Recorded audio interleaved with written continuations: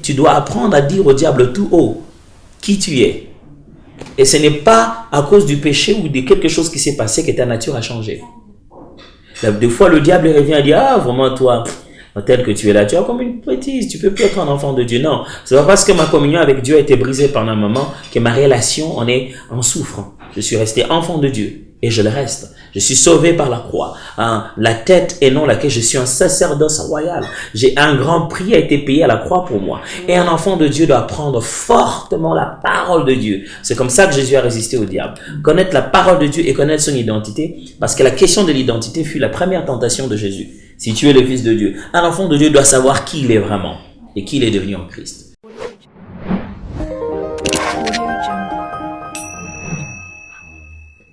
Fidèles téléspectateurs, bonjour et bienvenue à notre émission L'heure de la moisson, émission plutôt de l'église Temps de la moisson. Aujourd'hui, nous avons un invité, non pas le moindre, il s'agit du pasteur Atoms Mbuma de l'église Philadelphie. Il est connu pour être aussi musicien chrétien et il a évolué aux côtés du regretté et très célèbre Alain Moloto. Aujourd'hui donc, nous allons parler avec le pasteur Atoms d'un thème vraiment très particulier. Bonjour pasteur. Bonjour. Vous tenez depuis mardi 31 mars un séminaire à l'église Temps de la Moisson axé essentiellement sur les 7 paroles de Jésus-Christ à la croix. Que pensez-vous de ce thème, 7 paroles de Jésus-Christ à la croix? Vous n'avez pas opté pour parler des paroles que Jésus-Christ a prononcées après sa résurrection.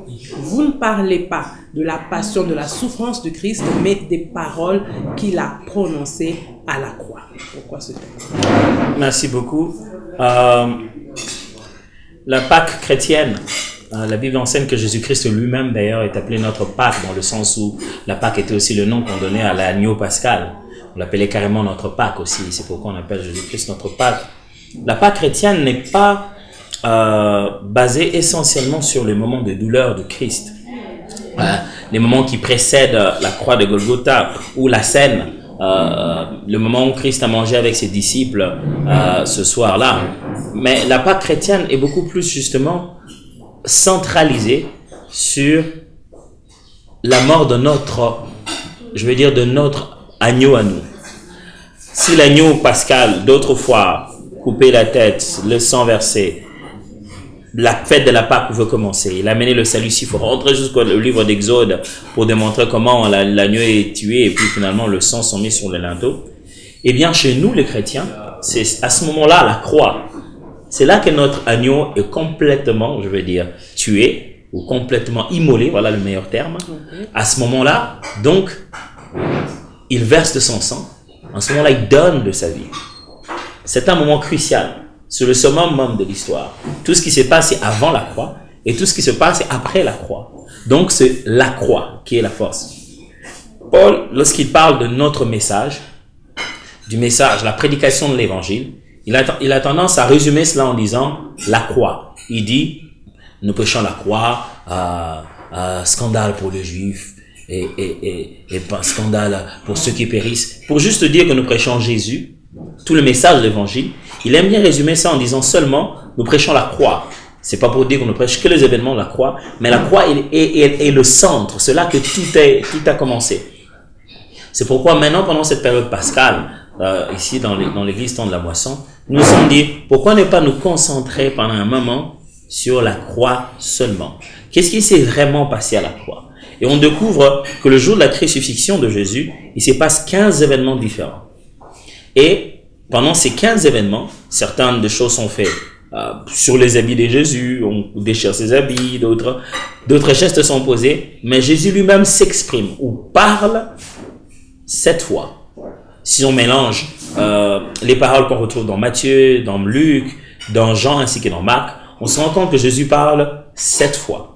On se dit, concentrons-nous à ce que Jésus a dit. Parce que c'est un moment tellement important qu'il a certainement dit aussi des choses importantes, liées à l'accomplissement de la parole, mais aussi liées aux générations futures, parce que la croix est une grande porte qui ouvre une nouvelle relation entre Dieu et les enfants, qui deviennent des enfants par la foi en Christ. C'est pourquoi on se dit, parlons de la croix, parce que c'est la porte d'entrée à toutes sortes de bénéfices que nous recevons en tant qu'enfants de Dieu, à toute cette nouvelle vie que Dieu nous ouvre. Alors, 2000 ans après la mort de Jésus-Christ, ces paroles ont-elles toujours de l'impact? Qu'est-ce que ces paroles peuvent apporter dans ce monde numérique, ce monde de l'instantané? Ouais, comme vous l'avez dit, le monde de l'instantané, les humains veulent de plus en plus tout instantanément, et quand c'est plus rapide, on parle de 3G, 4G, je ne sais pas jusqu'à combien de G on va aller. On veut que tout s'efface à la seconde. La parole de Dieu, oui ou non, est-elle encore importante aujourd'hui? Si, j'aimerais dire qu'elle est d'ailleurs, je ne vais pas dire plus importante, plus pertinente aujourd'hui encore, plus que jamais. Parce que Jésus-Christ lui-même, venant, accomplissant la croix dont nous sommes en train de parler, il était en train d'accomplir une autre parole. Quand vous lisez dans Jean chapitre 19, où on parle de la mort de Jésus, tout le temps, Jean a cette tendance, verset 36, verset 30, 27, il a tout le temps tendance à reprendre cela, pour que s'accomplissent les Écritures, afin que s'accomplissent les Écritures. On sent que des milliers d'années avant, on a parlé de Jésus. Et là, Jésus était en train d'accomplir la parole. Et je crois que si Jésus lui-même est venu en accomplissement de la parole, ou bien est lui-même la parole de Dieu, parler de lui encore aujourd'hui, c'est tout aussi utile et pertinent. La parole de Dieu a le même impact.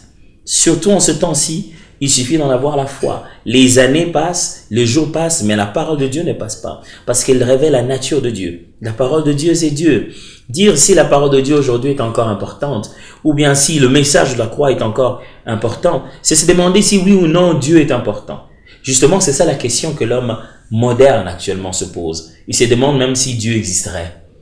Et puis, déjà quand vous posez cette question, du coup, vous vous demandez aussi si la parole était-elle utile? Certains la relèguent dans une ancienne culture qui a vécu des choses de son époque et qu'on devait moderniser un peu la conscience morale. Ils pensent que la parole de Dieu est juste une bonne parole de moralité et qui est hors d'un contexte culturel actuel qui ne respecte plus la modernité. Mais je pense que Dieu connaît très bien l'homme.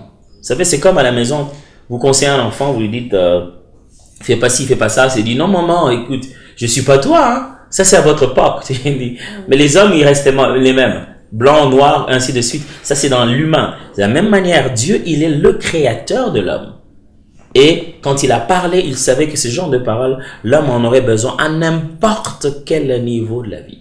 Nous sommes dans un autre siècle, celui de l'instantané. Mais j'aimerais bien vous dire que non seulement la technologie est devenue instantanée, mais je vais vous dire que la dépravation est devenue aussi instantanée. Regardez comment la société va très vite, instantanément, on passe de ne pas se marier de telle manière à se marier sans problème.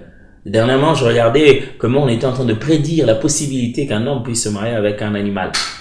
C'est instantané tout ça. Et quand il se marie, je sais pas dans quel pays du monde, instantanément partout dans le monde, on est informé et influencé par cette même philosophie. Quelqu'un commet un péché dans un autre pays, instantanément le péché nous atteint. On est exposé tous à son mal. Et justement, nous sommes dans un moment où l'homme est tellement entouré de son péché, de son mal, que je crois que comme il en était à l'époque de Christ, il en est de même en cette époque. L'homme souffre de la même maladie, le péché. Et pour ça, il n'y a qu'une seule façon de guérir l'homme, la parole de Dieu. De délivrer totalement du péché en connaissant Christ. Je crois que jusqu'aujourd'hui, la parole de Dieu est très utile. Ok, si l'on vous comprend bien, aujourd'hui, on a besoin plus que jamais de la parole de Dieu. Exactement. Alors, nous commençons à analyser maintenant les 7 paroles de Jésus-Christ à la croix de Golgotha. Le premier jour, vous avez parlé du pardon. Vous évoquiez la puissance du pardon à partir de la parole que Jésus-Christ avait prononcée, Père, pardonne-leur parce qu'ils ne savent pas ce qu'ils font. Alors moi, j'ai une question relative à l'homme. Ok. L'homme peut-il réellement pardonner comme Dieu le fait? C'est-à-dire un pardon impliquant l'oubli. L'homme peut pardonner. Ça, c'est un fait. L'homme peut pardonner. L'homme ne peut pas oublier. Mais l'homme peut décider d'effacer en lui le souvenir émotionnel des événements. L'homme a le souvenir je vais dire, imagé. Il a les images de ce qui s'est passé. Vous savez, jusqu'aujourd'hui, je ne vais pas entrer dans la science, je ne suis pas scientifique, mais les hommes des sciences disent que dans notre mémoire, lorsque nous évoquons un souvenir, il peut même en revenir l'odeur. Et même l'odeur peut même nous réveiller un souvenir.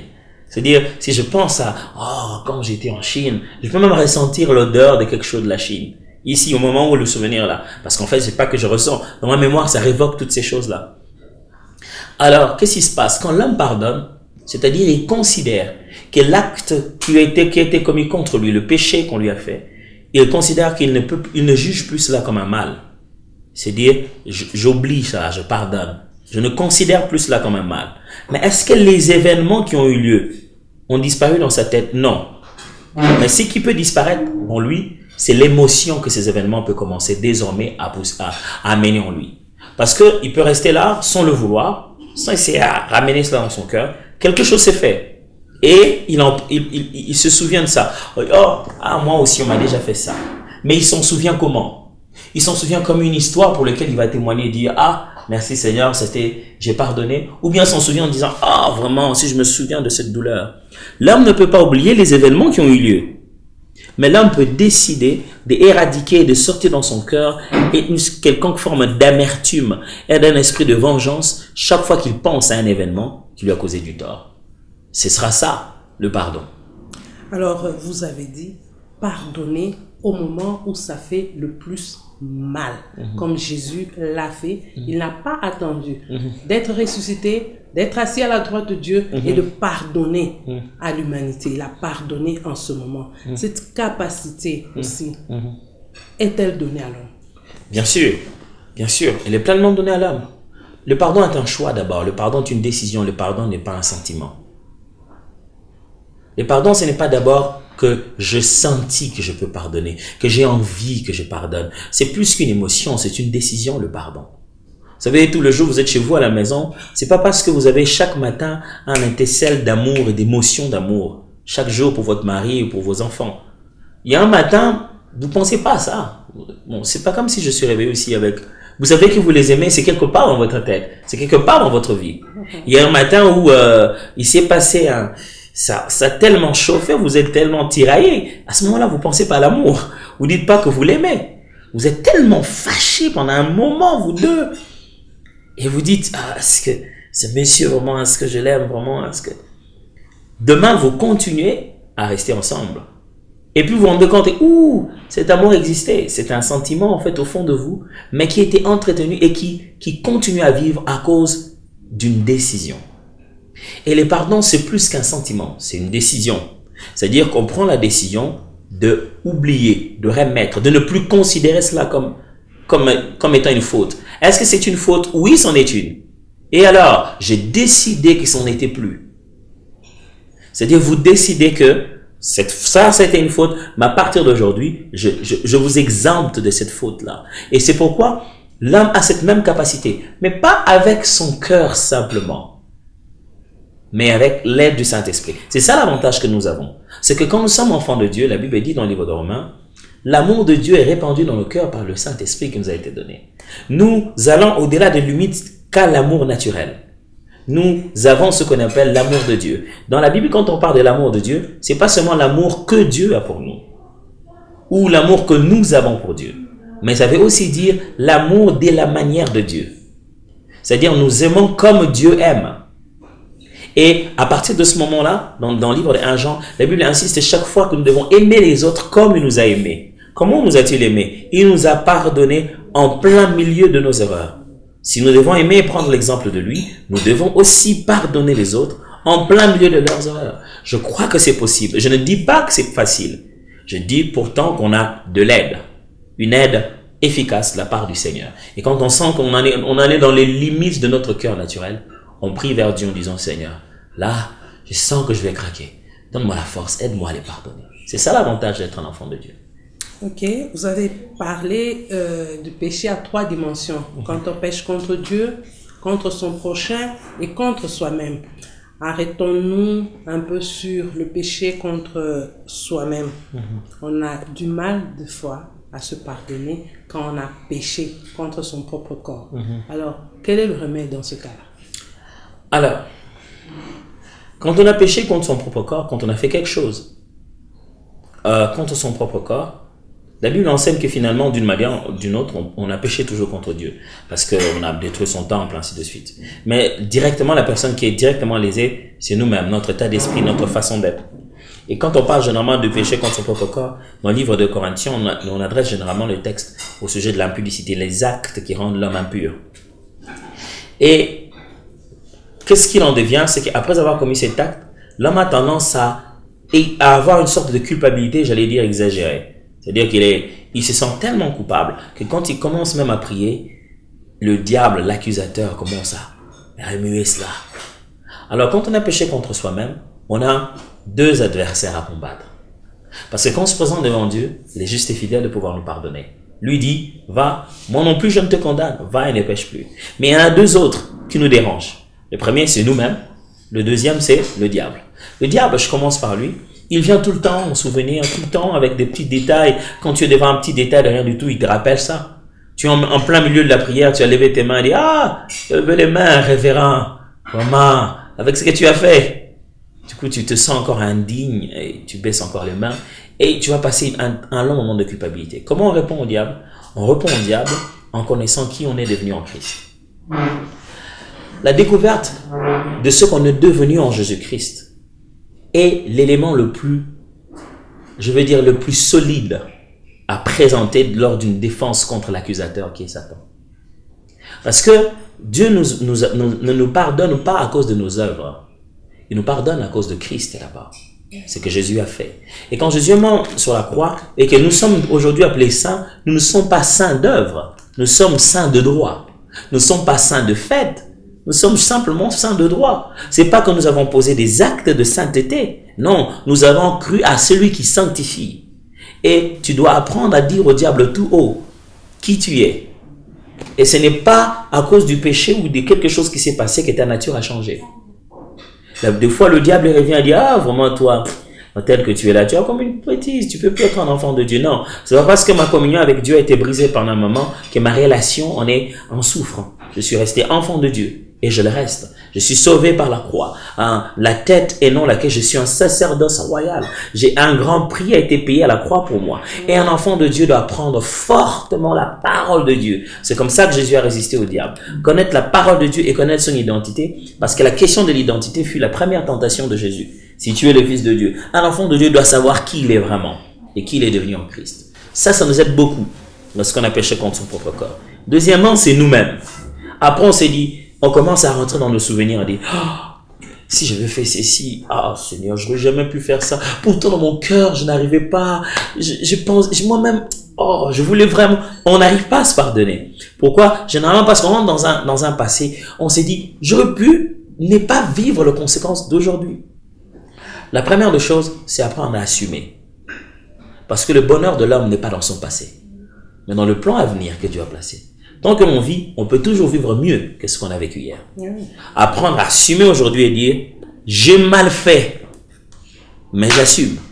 C'est très important ça. Des fois, les gens ne veulent pas assumer. Ils ne veulent pas dire, ok, j'ai commis une erreur. Il y a des gens qui pensent que il serait bien sur la terre que parce qu'il n'a commis jamais une erreur. Je disais un dicton que j'ai entendu quelque part qui m'a beaucoup intéressé. L'homme disait, le champion n'est pas celui qui sort du ring dans un cas de boxe, quoi, qui sort du ring sans égratignure, sans avoir été cogné. Ou non, il dit non, c'est pas ça le champion. Le champion, c'est celui qui sort du ring après avoir été cogné plusieurs fois. Il est quand même resté debout. C'est ça la vie. Il arrive que des fois, quelque chose qu'on n'a jamais voulu faire de toute sa vie, mais on se retrouve l'avoir fait. C'est pas se dire, puisque je l'ai fait, j'ai tout perdu. Non. Il est possible que quelque part on ait dû fléchir, mais on peut toujours se rattraper et se relever. Ça, c'est la première des choses. Selon la Bible, le fait de ne pas croire au pardon de Dieu, cette forme de culpabilité devient encore un péché. Maintenant, tu veux dire à Dieu qu'il a menti, tu n'as pas confiance en lui, qu'il ne t'a pas vraiment pardonné. Alors, il est très important lorsqu'on a péché contre son propre corps. Rentrer la foi au pardon que Dieu vous accorde. 2, reconnaître son identité en Christ. 3, s'assumer. Je l'ai fait. Je ne dois pas blâmer quelqu'un. Oh, c'est pas le diable qui m'avait incité. Non, finalement, tu l'as fait toi-même. Et plus vite tu sais t'assumer, plus vite tu sais savoir qui doit être changé. Parce que de fois, on a tendance à vouloir changer tout autour de nous, sauf ce qui nous fait pécher au-dedans de nous. Je dis non, si un tel n'était pas venu, j'allais pas le faire. Si un tel n'était pas venu, j'allais pas le faire. Or, en réalité, c'est nous. Et tant que tu ne vois pas dans cette faute-là ton erreur, tu ne changeras jamais. Et si tu te dis, non, tout ça, c'est parce que ma belle-mère avait fait ceci, c'est parce que mon oncle avait fait cela. Chaque fois que c'est la faute des autres, tu vas récidiver. Être rapide et capable de dire, j'ai péché contre toi. Ça, c'est ce que Saül a fait. J'ai péché contre toi. C'est ce que le fils prodigue a fait quand il a vu son père. Je péché contre toi. Je péché. C'est très important d'apprendre à assumer ses erreurs pour changer très vite. Voilà. Voilà, je crois que ça va aider beaucoup de gens. Merci. Alors, je voudrais qu'on parle d'un autre volet de votre message. Dieu coopère-t-il avec le diable pour faire souffrir ses enfants, pour apprendre quelque chose à ses enfants? Vous avez dit, je vous cite, Dieu laisse certains travaux être sous-traités par le diable. Ces travaux, il les sous-traite auprès de l'entreprise Diabolos. Fin de citation. Y a-t-il des versets bibliques qui soutiennent cette déclaration? Parce que moi je sais qu'en 2 Timothée 3,16, il est écrit « Toute écriture est inspirée de Dieu et utile pour enseigner, pour convaincre, pour corriger, pour instruire dans la justice, afin que l'homme de Dieu soit accompli et propre à toute bonne œuvre. » Donc Dieu peut corriger à partir de sa parole. Peut-être que les souffrances peuvent faire prendre conscience, et ça, cela est valable aussi, tant pour les croyants que ceux qui ne croient pas. Quand on passe des moments difficiles, on peut se remettre en question. Mais la méthode de Dieu est celle de coopérer avec le diable pour faire revenir ses enfants à la raison. C'est très important ce que vous êtes en train de dire. J'aimerais encore reprendre les cadres ou le contexte dans lequel j'ai utilisé cette illustration. J'ai tenu un langage purement, je veux dire, langage de l'entrepreneuriat, un langage des entreprises, de la manière dont les choses se passent dans l'entreprise. J'ai dû comparer le fait que dans une entreprise, il y a des travaux essentiels que fait une entreprise. Et il y a certains genres de travaux qui sont connexes, que l'entreprise fait sous-traiter. Et j'ai donné l'exemple en disant, la sous-traitance, c'est comme Dieu laisse la sous-traitance entre les mains du diable, justement pour pouvoir atteindre un objectif entre les mains de ses enfants. Alors, ce que vous devez comprendre ici, c'est que je n'essaie pas de vous dire que Dieu ne peut pas nous corriger seul. Non, je n'essaie pas de dire ça. Je n'essaie pas de vous dire que entre les mains du diable, Dieu vous a livré. Je ne sais pas non plus de vous dire ça. Ce que j'essaie de dire, c'est que Dieu peut utiliser n'importe qui, y compris les diables, pour atteindre ses objectifs. Christ, quand il est venu sur la croix pour mourir, c'était un plan de Dieu. Mais celui qui a dirigé ce projet, c'était Satan. Si je dois dire ça de cette manière. Peut-être ma terminologie est très difficile. Qu'est-ce que je voudrais dire par là? Je voudrais dire que autant il est venu sur la croix pour mourir, autant le diable est en train de poursuivre. Il vient au désert, il attend jusqu'au temps favorable. Il revient avec Judas. Jésus-Christ lui-même dit, n'est-ce pas moi qui vous ai choisi et l'un d'entre vous est un démon? Il revient encore avec Judas. On ressent le diable en train d'atteindre son objectif. Il veut éliminer Jésus. Mais le diable n'est pas conscient, en ce moment-là, si je dois le dire comme ça, de l'impact que va avoir l'objectif que lui pense atteindre. Lui pense éliminer Jésus. Or, en éliminant Jésus, c'est comme poser le geste de déchirer un cadeau. Si vous ne voulez pas d'un cadeau, ne déchirez pas l'emballage. Parce que tout de suite, vous allez le voir. Tout de suite, vous le rendez disponible. Alors, c'est de ça que je suis en train de parler. Je parle du texte de Matthieu chapitre 4. Luc chapitre 4 aussi, le même texte est de deux côtés. La Bible dit, Jésus rempli du Saint-Esprit fut conduit dans les déserts pour être tenté. Ce texte est très important parce qu'il ressemble beaucoup, même quand vous regardez bien les tentations de Jésus, les 3 tentations de Jésus, ça ressemble beaucoup au peuple d'Israël dans le désert. Qu'est-ce qui se passe au peuple d'Israël dans le désert aussi? Ils sont amenés dans le désert et Dieu les prend par un autre chemin, qui est le chemin le plus facile, qui pouvait leur prendre peu de temps. Il le contourne. Il les fait contourner, ils vont vivre difficilement dans le désert. Dans le désert, Dieu dit, n'est-ce pas moi qui t'ai amené dans le désert pour t'éprouver de toutes sortes de manières. Je suis dans Deutéronome chapitre 8.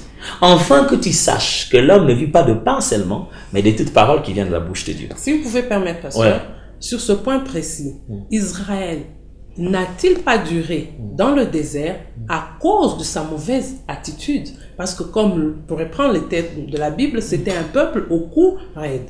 Est-ce que l'objectif premier de Dieu était de les amener faire 40 ans dans le désert? N'est-ce pas l'attitude d'Israël qui a conduit à ces 40 ans dans le désert? Je vais dire que c'est d'abord un mélange. Parce que d'abord, premièrement, Dieu a délibérément pris un chemin détourné pour le faire atteindre Sinaï. Délibérément, lisez ça dans les textes, vous allez voir. Il y avait un chemin facile par lequel ils allaient tout de suite rencontrer les Philistins, et puis de là, ils arrivent très facilement. Moins de temps. Et Dieu a délibérément pris, lui-même il dit, qu'il l'a amené dans les déserts pour l'éprouver. Justement, c'est pendant l'épreuve qu'Israël révèle sa nature. Ah bon? Qu'est-ce que je vais vous expliquer ici? On vous met dans un cycle d'études pour 6 mois, pour 3 ans. On vous donne l'opportunité de faire un master en 3 ans. Vous commencez et on remarque vos lacunes. Vous allongez votre cycle. C'est ce qui s'est passé avec Israël. Dieu les a mis dans un programme pour les éprouver. Et leurs lacunes se sont tellement révélées que Dieu a allongé je veux dire par conséquence, c'est là à allonger leur période de temps dans le désert. Du coup, pour revenir à ce que j'étais en train de dire, c'est-à-dire que Dieu, quand il travaille avec nous, il arrive que dans ce qu'il veut faire, il voit le projet que le diable veut faire et il le laisse nous toucher. Parce qu'il dit, si le diable nous touche, il atteindra un meilleur objectif de ce qu'il veut faire. Parce qu'il sait qu'il ne va pas toucher à notre âme. Il le laisse nous toucher comme avec l'histoire de Job. Il les laisse nous toucher. Comme Christ, j'étais en train de citer ici, conduit par le Saint-Esprit rempli, fut mené dans le désert pour être tenté. C'est-à-dire qu'il nous éprouve. Alors quand Dieu nous éprouve, quelquefois il n'aime pas nous éprouver juste avec sa méthode. Il nous laisse vraiment entre les mains. C'est-à-dire le diable nous entoure. Et il dit non, vas-y, allez-y, faites ce que vous voulez.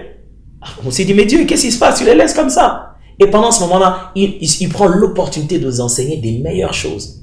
Plus que ne pouvait jamais nous enseigner. Alors, ça ne veut pas dire que Dieu reste là-bas et dit, bon, ok, je vais envoyer Satan, il va vous détruire. Non, je suis en train de dire que Dieu peut tellement tout utiliser pour atteindre son objectif, mais qu'il utilise aussi même le diable dans certaines conditions dans notre vie. C'est-à-dire, tu vois, poursuivi par Satan, mais Dieu est là en train de rire, il dit, je laisse que le diable le poursuive pour qu'il revienne vers moi. Vous voyez, c'est totalement différent. Des fois, on est allé à gauche et à droite, et le diable commence à nous poursuivre là-bas. Dieu ne va pas dire, non, ne le touche pas, il dit non. Tiens, poursuis-les, comme ça je vais voir où il va fuir. Et nous qui étions loin du Seigneur et qui étions en train de nous distraire, nous revenons vers le Seigneur. Alors là, il l'arrête. Il dit, arrête-toi là-bas, Satan. J'ai les maintenant, c'est bon. Dans ce cas précis, n'est-ce pas l'homme qui ouvre la voie à Satan? Dieu est là, il nous protège. Nous avons les meilleures garanties, les meilleures promesses que des hommes puissent avoir sur la terre, nous qui avons cru en Jésus-Christ. Nous sommes des hommes heureux sur la terre. Mais quand nous donnons accès au diable, comme la Bible dit, ne donnez pas accès au diable. Il arrive que nous donnons accès au diable. C'est nous en ce moment qui avons ouvert plutôt la porte. Et là, l'ennemi entre. Est-ce Dieu qui l'a envoyé?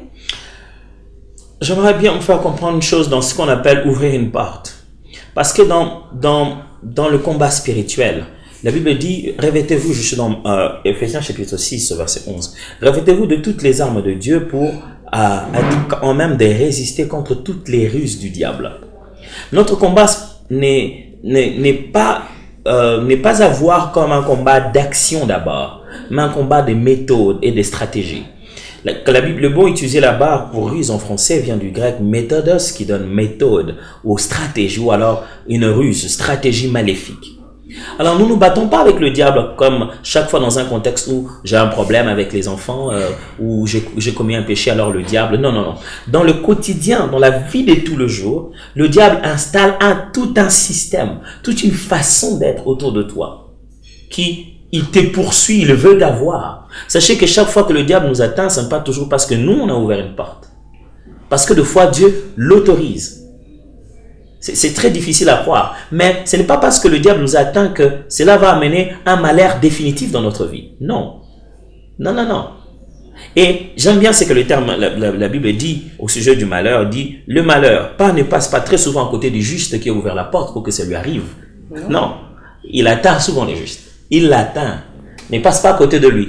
Mais l'Éternel en délivre toujours. Il y a certains attributs de Dieu que nous ne pouvons pas voir si nous ne sommes pas dans certaines circonstances. Tu ne pourras pas l'appeler ton sauveur si tu n'es pas pris en sandwich par des adversaires. Évidemment. Voilà, donc c'est-à-dire, pour lui, il va pas faire un jeu où il se transforme en adversaire et il te met en sandwich. Il n'a pas provoqué l'agression, mais... Non, il laisse faire. C'est-à-dire, pendant que tu es sur ta route, il voit les adversaires en train de venir. Vous savez qu'il y a beaucoup de combats que nous ne voyons pas. Ah oui. Alors, il les laisse faire. Il les laisse faire jusqu'à un niveau où il dit, parce que je veux que ça arrive jusque-là, afin que moi, je me manifeste dans ma gloire. C'est ce que j'essaie d'expliquer. Je suis pas en train de dire que c'est le diable qui, le Seigneur dit, lui-même, il fait une brèche dans ta vie, et il y fait entrer le diable. Non. C'est-à-dire que dans toute la démarche du diable, quelquefois, Dieu laisse faire certaines choses, parce qu'il pense qu'il va en tirer plus de gloire avec ça. Il dit, ok, si le diable va aller s'il veut aller jusque là, je vais le laisser faire. Je crois que s'il arrive là, si j'interviens là, je serai plus glorifié que si j'interviens ici. Pasteur, parce qu'il y a une opinion qui est beaucoup répandue dans les enfants de Dieu.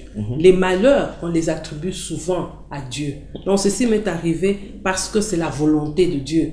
À mon égard, Dieu l'a voulu ainsi, tout ça. Alors que Jésus-Christ statue clairement. Il définit les rôles du diable. C'est pour voler, tuer, détruire. Moi, dit Jésus, je suis venu afin que les brebis aient la vie et qu'elles soient dans l'abondance. Vous avez parlé de porter sa croix. C'est lié à cela. Je ne sais pas. Porter la croix, c'est accepter ses souffrances comme venant de Dieu, c'est un test. Parce que si on va dans ce sens-là, on ne prierait même pas pour ses souffrances. On ne prierait pas pour chasser la maladie, pour chasser la pauvreté, parce que c'est un test. On nous fait passer par ce test et ce serait comme résister à Dieu s'il est l'auteur de ces souffrances. Porter sa croix, ça veut dire quoi pour vous? Ok. C'est très important. Je m'en déjà dès le début statuer une chose. Premièrement, Dieu ne conçoit pas un malheur contre nous. Ça, ce n'est pas de Dieu.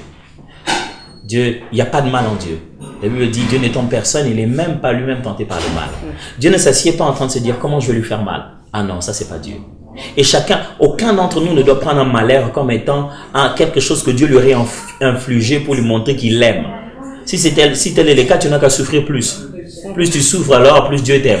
C'est la logique pour ceux qui croient. Oui, c'est-à-dire qu'il y a des gens qui disent non, là, je passe comme ça, c'est parce que le Seigneur a mis juste un poids sur moi pour m'enseigner. Je dis, si tu penses que Dieu doit t'enseigner plus, alors je vais prier pour toi pour que le poids se multiplie. Et personne ne voudra de cette prière. Je pense que, deuxièmement, que je dois établir comme une affirmation, c'est que tous les malheurs de l'homme ne sont pas l'erreur du diable, ne sont pas source du diable. Ça, c'est très important. Premièrement, c'est pas toujours les diables qui causent des malheurs dans nos vies. Il y a une volonté que nous avons tendance à ignorer dans ce système de vie dans lequel nous sommes. C'est la volonté de l'homme. L'homme cause plusieurs fois ses bêtises. L'homme, plusieurs fois, fait des choix. Si la vie n'est que ce que je fais, c'est parce que le Seigneur l'a définitivement voulu, et ce que je fais, c'est parce que le diable l'a définitivement voulu, personne ne doit aller en enfer. Personne alors. Parce que c'est pas sa faute. Soit Dieu l'a voulu, soit le diable l'a voulu. Sur cette terre que nous sommes en train de vivre, il y a une chose que nous sous-estimons très souvent. C'est le libre arbitre. C'est le choix de l'homme face aux deux chemins que Dieu a présentés. La vie et la mort. Et très souvent, la plupart des choses et des conséquences qui nous arrivent, c'est notre façon de se promener indépendamment de Dieu dans ce parcours et commencer à faire des choix sans le consulter. Et ça fait beaucoup de conséquences. Plusieurs malheurs arrivent aux hommes parce qu'ils ont se sont éloignés de Dieu. 2, ils ont négligé les lois de la nature. Quelqu'un qui s'en va boire de l'eau, tout le temps de l'eau sale, et puis après il attrape une grosse maladie, et il veut que Dieu le guérisse. Attendez, ça signifie quoi? Et les gens qui meurent, ils meurent pourquoi? Parce que Dieu n'a pas voulu les guérir? Non, Dieu a établi un certain nombre de lois. Vous n'allez pas entrer dedans en vous disant qu'il n'y aurait pas de conséquences.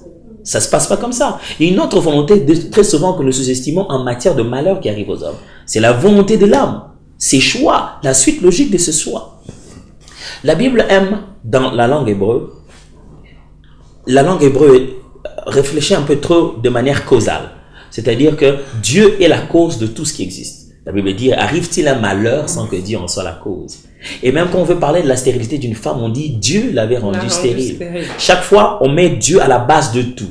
Le juif préfère croire que tout est à la base, Dieu est à la base. De quelle manière? De trois manières. Soit parce que c'est son dessein, soit c'est parce que il y a des termes, je ne vais pas vous déranger avec ça, parce que c'est un autre plan de Dieu pour lequel l'homme peut avoir de l'influence. Le grec parle du téléma, c'est-à-dire un plan que Dieu a, mais dont là, les choix de l'homme peut influencer la direction. Et puis un autre plan que Dieu a, qu'on appelle le boulema, qui est un dessein parfait, pour lequel les choix de l'homme ne peuvent plus rien influencer. Par exemple, la fin de temps. Le diable sera pris, sera enchaîné, ça, on n'a plus rien à faire, ni intercession, ni gêne pour que ça change. Mais le plan particulier de la vie d'un homme, Dieu a prévu des choses pour vous, et dans votre façon de marcher, de comploter, que je vais dire de la complicité que vous aurez avec Dieu permettra que cela s'accomplisse ou ne s'accomplisse pas parfaitement. Et puis il y a ce qu'on appelle une volonté permissive. Les choses qui se font, il aurait pu intervenir, mais il s'est dit je peux, parce que Dieu est souverain. Il peut intervenir même dans une chose qui n'a rien à faire avec lui.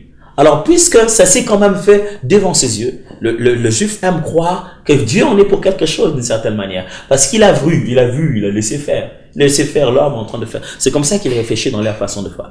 Donc, on doit être d'abord clair sur un point important. Dieu ne conçoit pas, ne planifie pas, n'organise pas, n'orchestre pas un malheur. Ça, non. Par contre, les choix de l'homme le conduisent à son malheur. Dès le début de l'humanité, les choix de l'homme, tout ce que nous sommes en train de vivre, c'est des dégradations, une suite logique d'un bouton que l'homme a appuyé appelé péché. Et ça ne fait que devenir grave. Et troisièmement, puisque le diable veut le malheur de l'homme, il va davantage enflammer cela.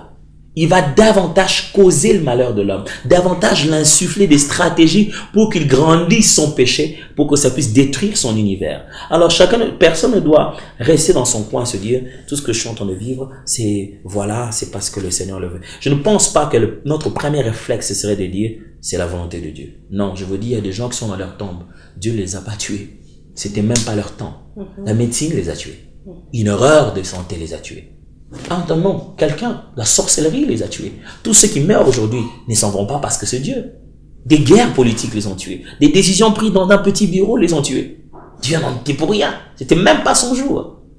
Vous voyez, je pense que vivre une vie où on croit, soit c'est la volonté de Dieu, soit c'est la volonté du diable, c'est de ne pas comprendre pourquoi Dieu nous a choisis sur la terre. Sinon, on vit un film où on n'est que des figurants, pendant que Dieu nous met en place d'acteurs et que nous devons collaborer avec lui. Je crois qu'on peut arrêter un peu ici. Ok, la troisième parole de Jésus-Christ. Femme, voilà ton fils. Fils, voilà ta mère. J'aimerais un peu qu'on puisse s'attarder sur les déclarations que vous avez faites sur les femmes. Elles étaient fantastiques. Gloire à Dieu. La femme n'est pas un ingrédient. L'humanité a besoin d'elle. La femme, c'est l'aide venue d'en haut. C'est une nécessité incontournable pour l'homme. Mais cela pourrait toucher la sensibilité de certaines personnes, même au sein de l'Église, qui croient que la femme est une figurante. Vous savez, madame, la femme n'est pas une figurante. Jusqu'aujourd'hui, en Israël, on veille sur chaque vierge. Chaque fois qu'une vierge est enceinte, on se dit peut-être qu'elle va enfanter le Messie. Vous imaginez? Chaque fois. Regardez, lorsque l'homme fut créé, avec un pouvoir, avec un ordre divin de procréer, de remplir la terre, c'était infructueux tout ça. C'était une promesse vraie, mais infructueux. Vrai et, j'allais dire entre guillemets, je me permets ce terme, inutile. Je le vois chez les animaux et ils peuvent faire ça. Mais moi, c'est inutile. Cette promesse, il y a une partie qui manque. Je ne peux pas vivre cette promesse en restant seul. J'ai besoin de la femme. La femme n'est pas juste un figurant qui vient pour un petit rôle. Mais au-delà de ce rôle de procréer, mais c'est la responsabilité qu'il faut assumer sur la création. La femme est une collaboratrice de l'homme sur la création. Ce n'est pas quelqu'un qui est venu comme un intervenant, qui vient intervenir pour qu'on ait un enfant et qui disparaît. Non, c'est pas ça. Dieu a créé la femme exactement comme l'homme, avec un but. Attendez, on n'a pas dit que l'homme était l'aide semblable de la femme. Non. L'homme, lui, il a déjà vécu dans ces conditions. Qui avait besoin d'aide? C'était l'homme. C'est pourquoi la femme vient comme une aide. La femme, c'est comme un secours, c'est comme un renfort. Vous êtes sur les terrains en train de je sais pas moi, on voit ça des fois à la télé, et puis voilà, il y a les policiers, voilà, ils doivent faire une arrestation, ils se rendent compte qu'ils ne seront pas capables de maîtriser. Et ils demandent un renfort. Ils ne vont pas demander des renforts des civils. Ils ne vont pas demander des renforts des incompétents. Ils vont demander des renforts de militaires ou de policiers comme eux, compétents, capables de les aider à atteindre l'objectif. La femme est ce renfort que le ciel nous a envoyé pour que nous puissions accomplir les objectifs de Dieu sur la terre. Et si on a cette façon de regarder la femme à cause de ses, entre guillemets, je vais dire, faiblesse, comme la Bible utilise le terme, c'est-à-dire qu'elle est un être plus sensible, certaines choses que la femme ne sait pas faire, que l'homme peut faire, ce serait une mauvaise façon de voir. Croire que la femme devait faire les mêmes choses que nous, elle ne n'est pas une aide. Parce qu'on est là déjà. Si je veux que ma femme soit comme moi, elle n'est pas une aide. Parce que moi, je suis déjà là. Et depuis que je suis là, ça ne marche pas. La femme doit être différente. Quand on demande une aide, on demande une différence. Mais j'aimerais bien citer Papa Alain qui va me dire la différence convergente. C'est-à-dire finalement, on demande que quelqu'un ne soit pas nous, mais qu'en étant ensemble, on soit un. Si je vous comprends bien, vous ne parlez pas dans les termes d'égalité, mais plutôt de complémentarité. Quand on utilise le terme d'égalité, il y a un niveau d'égalité. L'homme et la femme sont égaux devant Dieu. Oui. Dieu les a créés tous de la même manière. Et quand Christ est mort à la croix, il n'est pas mort pour que quelque sang serve aux femmes, quelque autre sang serve aux hommes. Non, il est mort à la croix pour nous sauver tous. Hommes, femmes, cette enveloppe physique, d'abord à l'intérieur de nous, il y a une identité spirituelle qui est sauvée. Le jour où nous sommes sauvés, les femmes ne reçoivent pas un Jésus plus faible que celui qui les hommes. Non, Christ est mort à la croix pour nous tous. Nous valons tous le même prix du salut. On est égaux à ce point-là.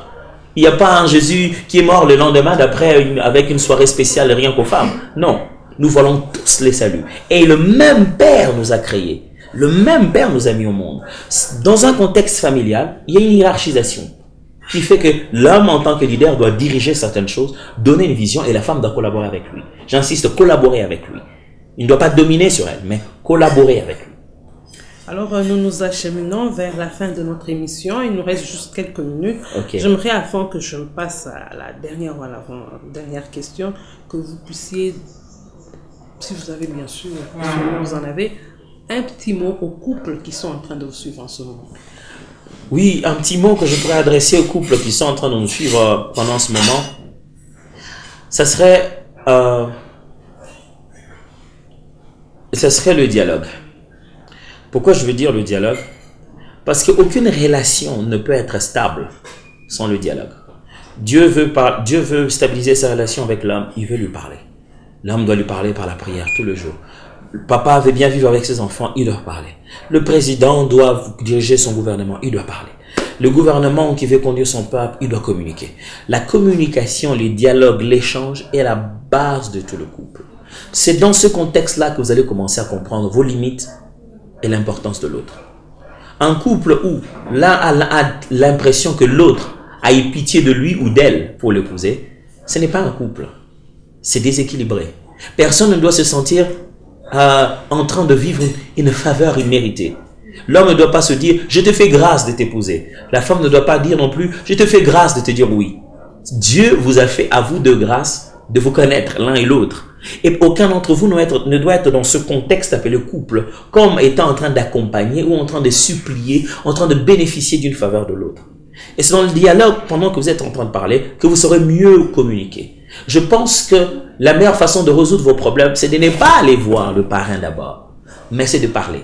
Si vous n'avez pas le temps de parler avec cette femme, avec cet homme, vous n'avez pas le temps de parler, je dis parler, quand je dis parler, c'est-à-dire il y a des moments où ça chauffe.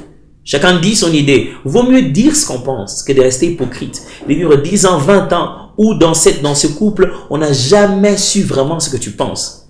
Et tu as parlé parce que tu voulais pas des problèmes. Les problèmes, ça n'a rien à voir.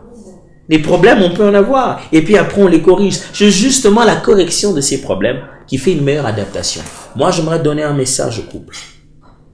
Apprenez à chacun reconnaître la valeur de l'homme. À chacun reconnaître la valeur de l'autre, je devrais dire. L'homme a son rôle, la femme a son rôle. Ne croyons pas que l'homme peut faire ce que la femme fait quand la femme n'est pas là. Ne croyons pas non plus que la femme peut faire ce que l'homme pourrait faire si l'homme n'est pas là. Dialoguons, échangeons, parlons. Parlons pas seulement de l'église, de la parole de Dieu, ce qui s'est passé les dimanches. Parlons l'un à l'autre, disons nos vraies pensées et partageons jusqu'à découvrir l'utilité de chacun. Voilà, c'est un peu comme ça que moi je... Ok, voilà. Alors, j'aimerais aussi, en quelques minutes, avant que nous puissions conclure, que vous puissiez un peu donner votre pensée sur le parler en langue. Vous avez dit que lorsqu'on traverse la vallée de l'ombre de la mort, on doit s'exprimer en langue. Que dites-vous à ceux qui prétendent que le parler en langue, même les miracles, c'était au temps des apôtres et que cela n'est plus d'actualité aujourd'hui? Oui, donc pour revenir à ce que vous avez dit, j'insistais sur le fait que pendant qu'on passe un moment difficile, l'une des grâces que Dieu nous a donné, l'avantage qu'il nous a donné, c'est d'avoir l'habilité de parler en d'autres langues et même d'exprimer des soupirs, qu'on la Bible appelle des soupirs inexprimables. Je sais qu'il y a certains qui pensent que ça, ce sont les miracles de l'implantation de l'Église, que ce sont des choses qui sont arrivées pour servir des signes au début de l'Église. Mais lorsqu'on lit la Bible elle-même, ce n'était plus la Pentecôte. Après la Pentecôte, on retrouve quelqu'un comme Paul qui va à Antioche et qui rencontre des disciples et qui leur dit: est-ce que vous avez reçu le Saint-Esprit quand vous avez quand vous avez été baptisé? Ils ont dit non, on n'a même pas entendu parler du Saint-Esprit. Paul, qui n'était pas non plus à la Pentecôte, lui-même insiste qu'il parlait en langue plus que les autres. Pentecôte, c'est fini. À Pierre, la Pentecôte est déjà passée. Il est appelé à la maison de Corneille. Pendant qu'il est en train d'expliquer toutes ces choses à la maison de Corneille, le Saint-Esprit descend et il se met à parler en langue. Il n'y a jamais eu autre façon de reconnaître qu'une personne a été saisie et est remplie par le Saint-Esprit que de parler en langue. Et parler en langue est un don qui vient avec l'Esprit, une grâce, un indicateur que quelqu'un a été baptisé de l'Esprit de Dieu. C'est totalement logique. On en a besoin. Ce n'est pas inutile. Si c'était inutile à la foi chrétienne, ça ne servirait à rien. Et ce n'est pas non plus une option. Ce n'est pas non plus une option, comme je l'ai dit. C'est important. C'est quelque chose qui est à nous. On doit le prendre. C'est utile. Jésus l'a donné pour un but. Et lorsqu'on parle des miracles, en disant que les miracles ne se font plus aujourd'hui, vous savez, Dieu fait des choses que vous ne pouvez pas imaginer. Madame, j'ai vu des choses que Dieu fait. Il ne les fait pas pour nous. Qu'est-ce que je veux dire? C'est pas un homme qui le fait. Voilà ce que je voudrais dire. C'est pas un homme qui le fait. C'est pas un homme qui va dire: moi je suis le miraculeux. Mais le Seigneur, répond aux prières. Si vous ne croyez pas que les gens ont de dons des miracles, la plupart des gens qui disent que les miracles n'existent plus, quand on leur demande: mais comment vous justifiez ça? Ils disent que Dieu a répondu souverainement. On dit la même chose. On dit exactement la même chose. On dit que Dieu répond souverainement. Mais cette volonté souveraine est déjà exprimée en disant: voici les miracles qui accompagneront ceux qui auront cru. En mon nom, ils guériront le malade. Les malades continuent à être guéris aujourd'hui. Mais ça se passe pas comme au temps des apôtres où on va écrire ça et faire passer à tout le monde. Ça se passe tous les jours à différents endroits dans le monde, là où les gens ont besoin de la guérison. Et des dons, Dieu a fait aux hommes des dons, des habilités, de sorte que quand ils prient pour les malades, ils soient toujours guéris. Je crois, et je n'ai pas besoin de démontrer cela, que les miracles existent jusqu'à aujourd'hui. Et l'une des choses qui fait que l'Église ne vit pas beaucoup des miracles si je dois dire, parce que nous sommes concentrés à faire du miracle un spectacle et à ne pas comprendre les caractères évangéliques et missionnaires du miracle. Les miracles, lorsque Christ nous en parle, c'est pour aller et faire de toutes les nations. On ne doit pas prendre les miracles comme notre petit show, où on fait notre émission, notre petit show, qu'on fait ça dans notre église, on veut montrer que notre église a des particularités. Non. Les miracles de Dieu sont d'abord, premièrement, je pèse mes mots, sont premièrement donnés pour le terrain de la mission où on révèle Christ. Vous voyez que lorsque l'église deviendra de plus en plus évangélique, aura de plus en plus de compassion à gagner les âmes, à guérir les malades, à gagner les âmes, à les sortir d'entre les mains du diable, vous allez voir que l'église va devenir de plus en plus puissante et vivre de miracles. Voilà, pasteur, nous aurions voulu vous garder encore un peu plus, vous poser d'autres questions relatives à votre message, mais le temps nous imparti touche à sa fin. Okay. J'aimerais terminer vraiment avec une question personnelle. Okay. On vous a connu comme musicien chrétien, je l'ai dit en introduisant. Vous avez évolué aux côtés du célèbre Alain Moloto. Comment se fait-il qu'aujourd'hui vous êtes dans le pastorat? Alors, en fait, avant même de commencer à travailler dans le groupe Adorons l'Éternel, ça fait 17 ans maintenant, j'étais déjà comme je dirais, un assistant pasteur, un collaborateur de pasteur. Je suis venu dans le groupe Adorant l'Éternel à l'âge où j'étais très jeune, hein. J'étais vraiment très jeune à cette époque-là. Et j'étais déjà collaborateur de pasteur, prédicateur, enseignant. Je faisais déjà ça. Très jeune, je commençais à enseigner la parole de Dieu à l'âge de 14 ans. Donc, j'étais déjà. Quand j'ai commencé alors à servir auprès de Gaël, c'est alors que le ministère de la musique a pris un peu le dessus en ce moment-là. Et puisque je n'étais pas encore, comme on dirait, reconnu donc par l'Église, par imposition de main des autres et ayant porté cette responsabilité, pour ne pas dire le titre de pasteur, du coup, on continuait toujours à m'appeler frère. Mais l'exercice du ministère pastoral se faisait déjà. Alors, dans Gaël, bien sûr, je ne suis pas passé d'abord pour prêcher, mais je suis passé pour chanter. Du reste, si je vous donnerai, je vous rappelle la blague, je vous rappelle un peu les circonstances qui ont concouru en mon élection. Papa, Alain, le jour, il m'a découvert, il m'a demandé de travailler avec l'équipe mobile. C'est pas parce que je chantais, c'est parce que j'enseignais. Et que j'enseignais les autres sur l'adoration et que je conduisais le culte. C'est l'enseignant d'abord qui l'a découvert, et non les chantres. Il m'a demandé de me rapprocher de lui, de travail, d'abord avec mes habiletés de communicateur, d'avoir la parole de Dieu et de le communiquer aux autres. Et puis c'est alors qu'il s'est rendu compte, oh non, je pouvais chanter aussi vraiment, et puis je pouvais aussi composer, ainsi de suite, d'autres choses ont commencé à se remarquer après. Donc, je pense que la pastorale est une responsabilité à vie, et on l'exerce comme Dieu le veut. Et je ne pense pas que c'est comme une promotion. Je suis passé de musicien à pasteur. Je pense que plutôt c'est comme une responsabilité pour laquelle je dois rendre des comptes à Dieu. Voilà, nous sommes pratiquement arrivés à la fin de cette émission, l'heure de la moisson, une émission, je le rappelle, de l'église Temps de la Moisson. Aujourd'hui, nous recevions pour votre édification le pasteur Atom Mbouma, qui tenait un séminaire sur les 7 paroles de Jésus-Christ à l'église Temps de la Moisson. Je pense que vous avez été édifiés sur beaucoup de points. Il ne me reste plus qu'à remercier toute l'équipe technique qui nous a accompagnés au cours de cette émission et nous vous disons à la prochaine.